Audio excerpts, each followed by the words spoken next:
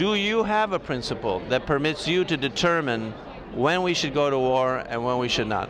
Well, I think obviously, first off, if national security is at risk of American lives, American individuals after 9/11 is a prime example of that.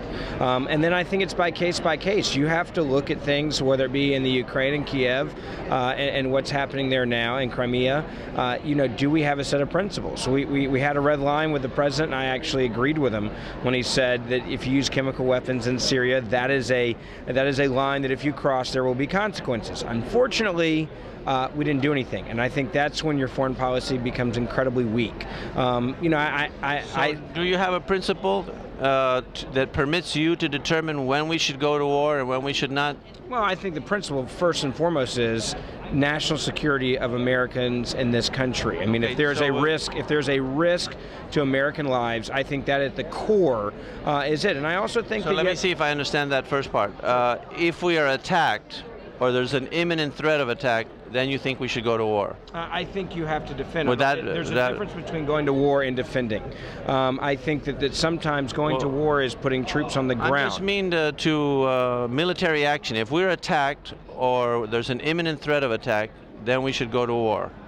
Or we should use military action against the aggressors. You agree with that or no? not? I think that's why you have a military. I mean, you have a military to protect and defend. Right. So if we are attacked, of course you have to have a calculus. You can't just sit there and take it. So my question is, are there any other reasons which you think are valid in order to go to war besides those two?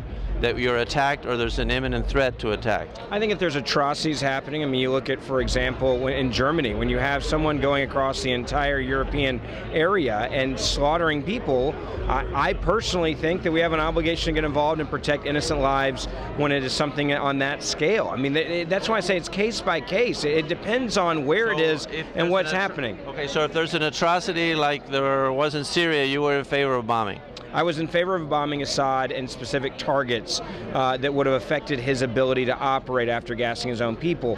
That doesn't mean I would be in favor of putting troops on the ground. I think there's a difference in 2014 with our capabilities and our military, and you have to use those strategically in a correct way. I mean, I don't think there's another reason besides the atrocities that you think it's also right to go to war? Again, it depends on the situation. I don't think war is as simple as A plus B, or 1 + 1 = 2. I think you have to look at where it is in the world, first off. Do you have the ability and the capabilities there to actively have a chance at winning? I also think you have to look at what is the leader doing and can you help the people there even if you do get involved. There's some places where invading, for example, Libya, that would have been a bad move.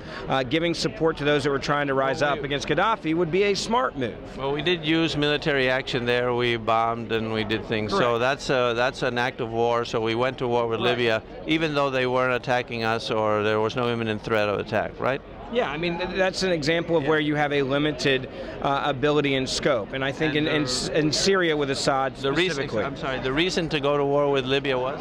Well, I think in Libya, if you look at what was happening there and how they were helping terrorists kill Americans, I mean, it was a hotbed area for those to come in and to train in Libya, and they were coming across the borders. There was a reason there for us to have interest, the same way that if you look at Syria. There were some terrorists, Gaddafi was training terrorists to attack America? No, there was terrorists that were allowed in his country to be able to operate there, the same way that we've had in Afghanistan and Pakistan and Iran and Iraq. I mean, it's a very complicated region. So it's not as simple as just, hey, here's people we don't like and we go get them. You can't work that way. If another country is harboring terrorists that have attacked us, then we should go to war. I don't know if you can always say it that simply. There's a lot of countries that have bad guys in them. It depends on how active they are. It depends on how many they are. It depends on what the threats are. It's not foreign policy. I think one of the things that irritates me the most is when people say there's somehow a moral absolute. You have to use the intelligence that we have from around the world before you make a decision. You can't just have this, hey, you have a bad guy there you're harboring, so therefore we're going to attack you. It's not that simple. You don't believe in moral absolutes? I believe in moral absolutes. I also believe in logic and rhetoric, and I believe that in different areas of the world, there are different things that you have to believe in absolutes. It's not a problem. You don't have a problem with moral absolutes, right? It depends on what your definition of a moral absolute is. I mean, a great example would be are there bad guys that the Russians probably know about that are connected to terrorism? Yes. Does that mean we go to war with Russia right now? I don't think so. That would be a bad decision. Or bin Laden was being harbored by Pakistan, and we didn't go to war with them either. So we're not following that rule or that principle of if they're harboring terrorists that have attacked us, we attack them. Sometimes we do, sometimes we don't. But I think you mostly if they have nukes. Well, we don't. If they don't have nukes, then we can do it. Well, look, right? I mean, you know, it's kind of like this. If someone is breaking into your house and there's one person, are you going to act differently than if there's 150 people? There's a different in that scenario. They're still breaking into your house, but it's a little bit different. Are you gonna fight back if there's 150 guys with guns? Pakistan and Afghanistan are different based on what? You know, one has one thing and one doesn't. So is it any wonder that these countries want to acquire nuclear weapons, because that's the only way they can be sure that the United States will not invade them or interfere with their internal affairs? You're implying that they would only use nuclear weapons in a defensive way. Nope. Based on what Iran has said about nuclear weapons, Iran has said if they have a nuclear weapon, they would wipe Israel off the map. That's an aggressive stance, which would be different than what Pakistan has said. For example, Pakistan's never said they want to wipe Israel off the map. And the other thing about Iran is only India. Iran, well, would they actually do it? If they have the weapon now, why haven't they? Right. They haven't used it. So there's a deterrence. Right, but there's a difference. So some countries, but hold on, let me finish. Let me say this. There's a difference between having a nuclear weapon to be aggressive and a nuclear weapon to defend and protect your own country. And there are some countries that are on record saying that if they can get major weapons, whether it be biological, chemical, or nuclear weapons, they would use them in an aggressive form, and that's where your calculus has to change. Okay, so I gather that besides self-defense, there's a horrific situation going on, like in Syria, which is obviously horrific. You would be in favor of going to war, bombing them, act of war, and also sometimes when they are harboring terrorists that have attacked us, you would be in favor of going to war, like in Afghanistan, but not in the case of Pakistan. Would that be accurate? I think Pakistan, Pakistan has. Restate your position. Not exactly. I think Pakistan is a place that is very different than Afghanistan was. Right.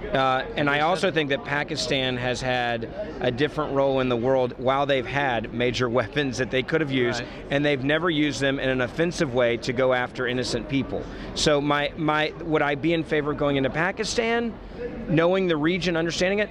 No, I wouldn't be in favor of that. And I also think, though, that we did go into Pakistan. If you remember, there's a little place called Abbottabad where we went and got Osama bin Laden. So we did go into Pakistan, and they actually called it an act of war, but they didn't retaliate. Okay. And I'll leave it at that. Let me ask you this. Sure. So, would you like other countries to follow the same principle that you're advocating here with regards to the United States? So, for example, if they think horrific things are happening here, or if they think that we are harboring people that are against them, terrorists or whatever, would it be okay for them then to nuke us?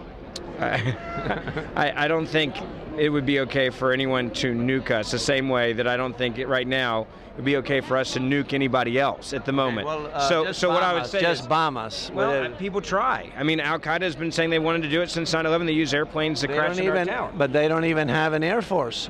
They have no problem taking down our helicopters in Afghanistan and Pakistan and Iran and Iraq right now. So I would say that the answer is, I don't care what their reasoning is. We protect and defend the homeland. Okay, but and if they want to do that, when you advocate a principle, you would